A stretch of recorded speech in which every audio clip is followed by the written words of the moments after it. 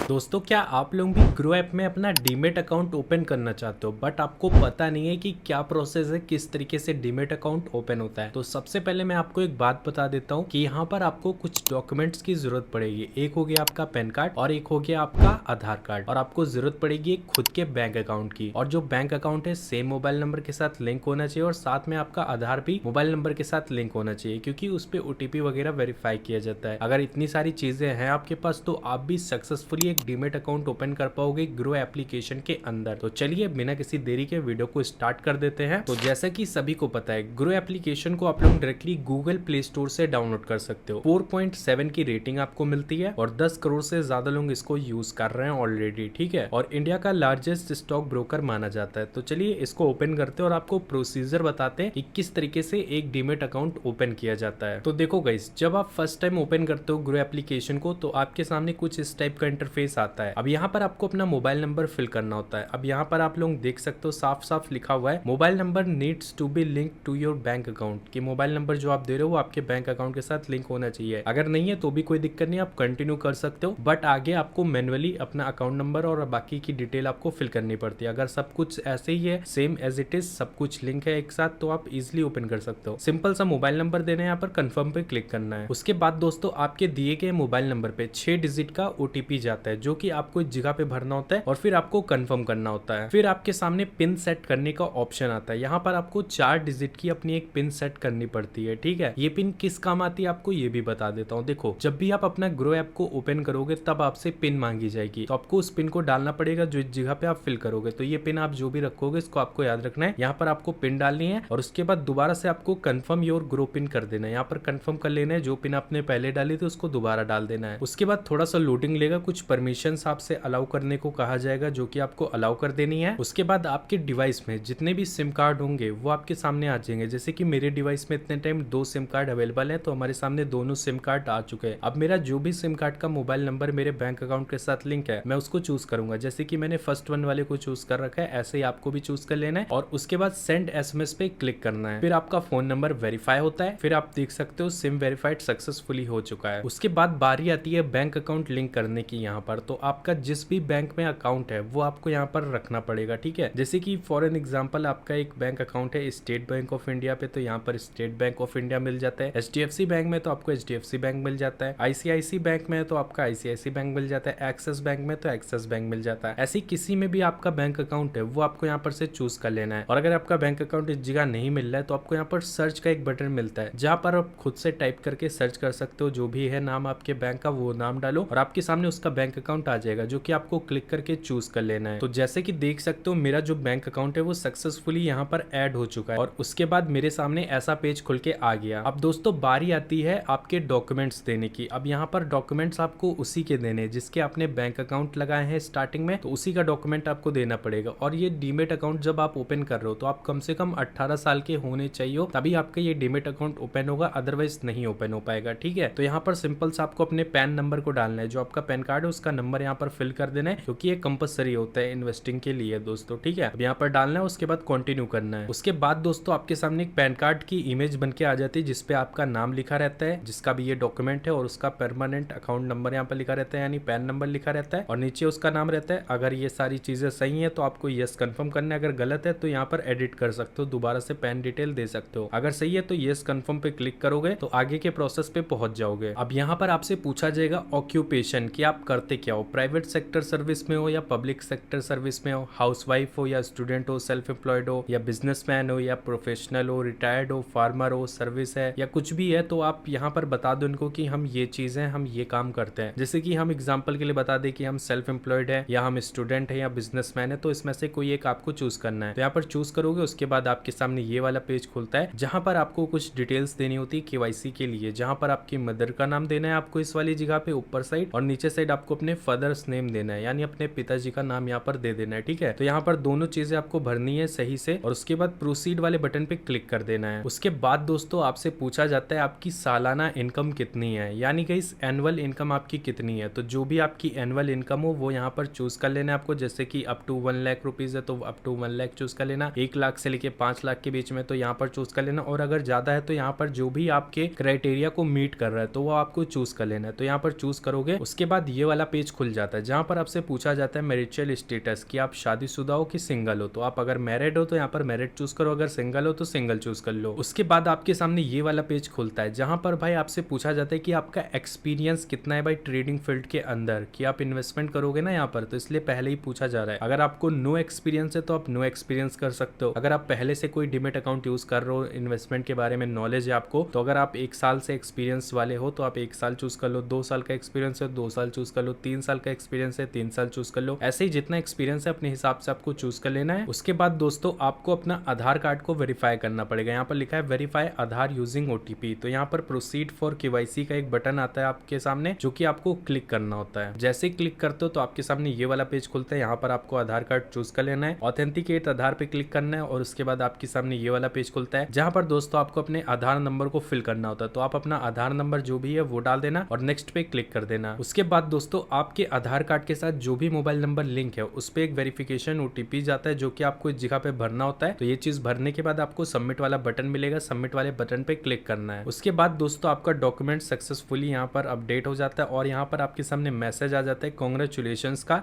आपका account opening under process है और आप लोग यहाँ पर अवेलेबल हो जाओगे कितनी देर में, 48 आवर्स से लेके 72 आवर्स में आपका ये डीमेट अकाउंट रेडी हो जाएगा। उसके बाद आप यहाँ पर शेयर्स बाय कर सकते हो, सेल कर सकते हो, सारी चीज़ें कर सकते हो, बस थोड़ा सा वेट करना है। तो इसी तरीके से आपका ग्रो में एक डीमेट अकाउंट ओपन होता है। बहुत ईजी प्रोसेस है। मेरे बताए हुए तरीके को अगर आप फॉलो करते हो स्टेप बाय स्टेप तो आप भी बहुत आसानी से ग्रो का एक डीमेट अकाउंट ओपन कर पाओगे। तो आई होप इस वीडियो से आपकी हेल्प हुई हो। अगर वीडियो जरा भी पसंद आई हो तो वीडियो को एक लाइक कर देना। चैनल पे अगर पहली बार आए थे तो चैनल को सब्सक्राइब करके साथ में बेल वाले आइकन को ऑल पे प्रेस कर लेना।